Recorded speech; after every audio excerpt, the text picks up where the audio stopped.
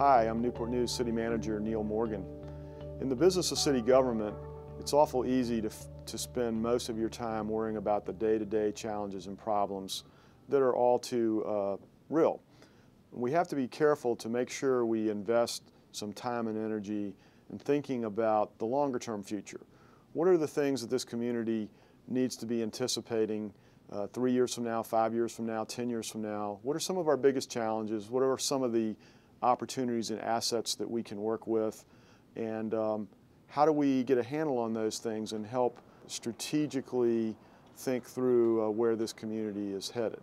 The City Council has committed to work with the city staff and the citizens to always find a little bit of time to think about those long-term strategic matters. In the City Council retreat in September 2010, we reviewed the strategic initiatives that we thought might be most critical to the city's success. And city staff and I were most pleased that City Council unanimously directed us to proceed with the 8 strategic initiatives that we're now working aggressively to implement. And let me just briefly mention the 8 items. I don't think there's any question that Southeast redevelopment, with a focus on the Lower Jefferson Avenue corridor, is critical to the future of this community. We are already moving forward with that in the area of 24th and 36th Street, and over the next few years, I think the citizens of Newport News are going to see dramatic change in that area. The second is the continuing strengthening of Greater Oyster Point. Oyster Point has become an employment and a tax base for the city, really almost as large as the shipyard. And it didn't get that way by accident, and it's not going to stay that important to this community without continued attention and investment.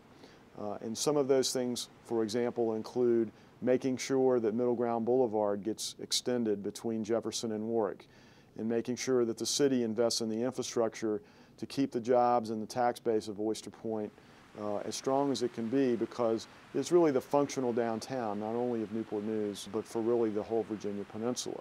The third redevelopment focus, which I think we need to focus on, is what I'm calling the Upper Warwick Boulevard corridor. When you go to North Denby along Warwick Boulevard, where the road was widened to 4 lanes back in the early 80s, it's not as attractive and functional as we would like it to be. There's lots of small properties that are underutilized, and unfortunately we're not doing the greatest job keeping that part of the community as attractive to business and residents as we should.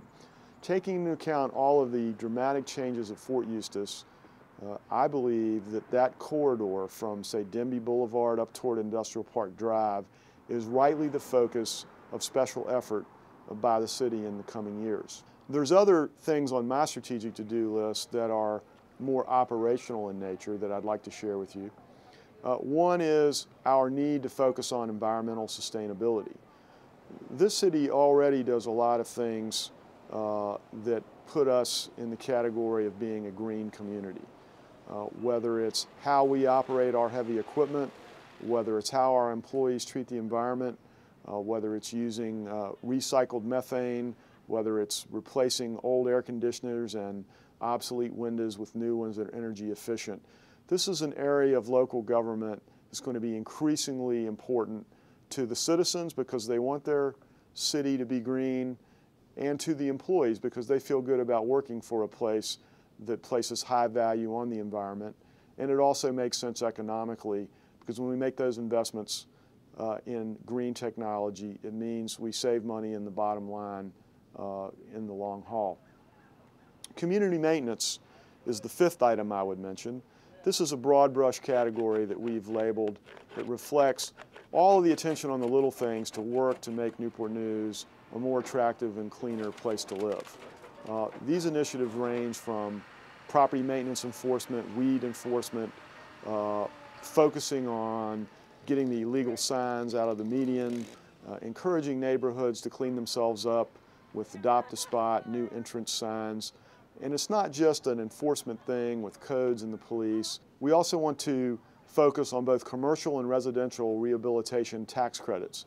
These are programs that already exist under state law and here in Newport News, but I'd be surprised if you've ever heard of them. Since the adoption of the Strategic 8, City Council unanimously voted to upgrade our residential and commercial rehabilitation tax credit program. Now the program is as aggressive as permitted by state law. We're hopeful that over time more and more citizens will take advantage of the rehabilitation tax credit programs.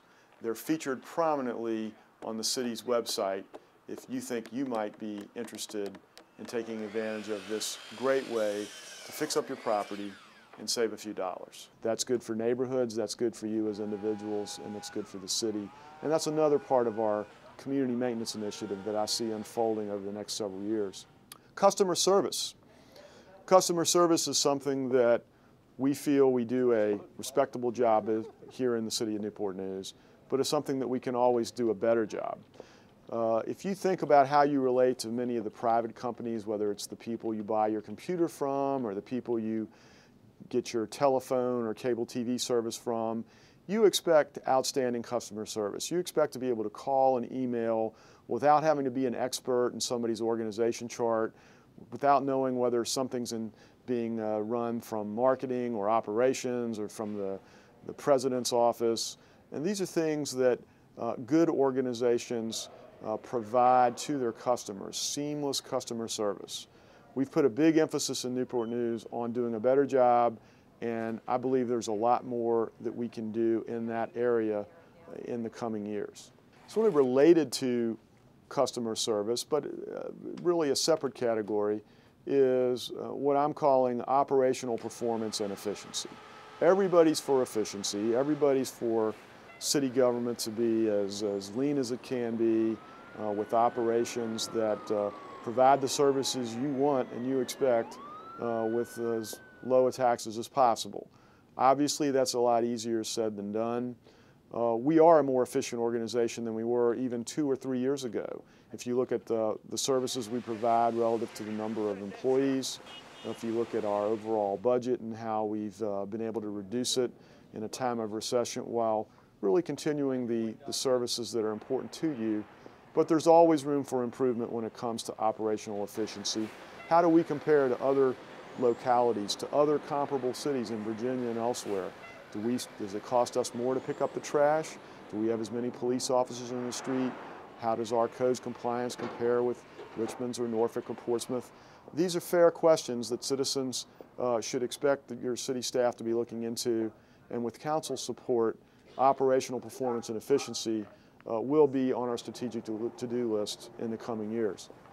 Finally, in the area of crime, and in particular in the area of youth and young adult violence, this has been an area of great concern for many in our community. Even though between 2006 and 2009, crime in Newport News went down by almost 20%, according to standardized FBI statistics, the way police departments measure crime all throughout this country. I think most of us believe that in the area of youth, teenage folks and young adults, that there are too many violent crimes, at least too many for this community, whether it's going down statistically or not. There's too many people packing guns, there's too many people resolving their conflicts with weapons, and as a community, the City Council is supporting the idea that we should muster our resources, not just as a government initiative, but with the faith community, with the nonprofit sector, and really challenge everyone in this community to figure out how we can bring down the level of violence within our youth and our young adults. And so that would be my 8th strategic to-do list initiative. When you hear such a list of what I'm calling strategic to-do list, clearly there are many other important things that the city government's involved in. You may not have heard the item on my list that you believe is the most important activity of the city government, and I by no means want to suggest that those are the only things that matter or the only things we care about. But it is important that we not get completely preoccupied with the short-term operational challenges and problems, and we make sure we're thinking about the big things that we need to be focusing on in a community. And I think if we make progress in those 8 broad areas over the next few years, we'll have accomplished a lot. I appreciate the opportunity to remind you of some of the things we're doing here in the city of Newport News, and in particular in the city manager's office, with the support of you, the citizens, and our City Council. And as our thinking on these long-term strategic things evolves in coming months, I would like the opportunity to report to you further on these matters, as well as those shorter-term issues that we know you care about, such as the operating budget, the capital budget, how we're supporting the school system, and all the rest. Thank you very much.